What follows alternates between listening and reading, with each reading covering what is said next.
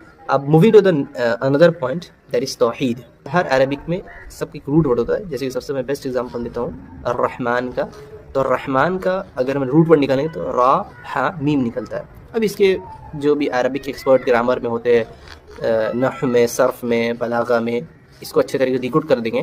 But میں اس پہ بھی اتنا ایکسپرٹ نہیں ہوں.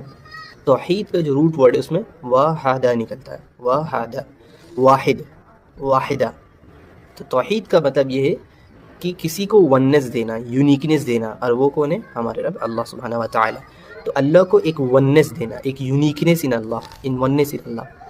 اسی کو تھوڑا سمپلیفائی کرنے کے لیے اور اچھے طریقے سے سمجھنے کے لیے علماء نے توحید کو 3 کیٹیگریز میں بانٹا ہے.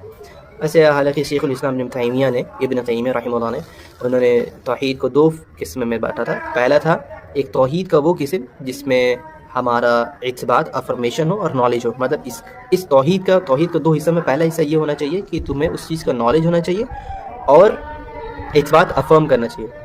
اور توحید کا دوسرا حصہ یہ تھا کہ انٹینشن اور ایکشن پہ ڈیپینڈ کرتا ہے دوسرا. بعد میں فردر علماء نے اس کو اور سمپلیفائی کر کے 3 پارٹ میں کیا. توحید کا 3 پارٹ. پہلا پارٹ میں ہم نے کیا تھا؟ توحید الربوبیہ. دوسرا میں توحید الالوہیہ، توحید العبادہ بھی اسے کبھی کبھی کہتے ہیں. اور تیسرا توحید اسماء و صفات.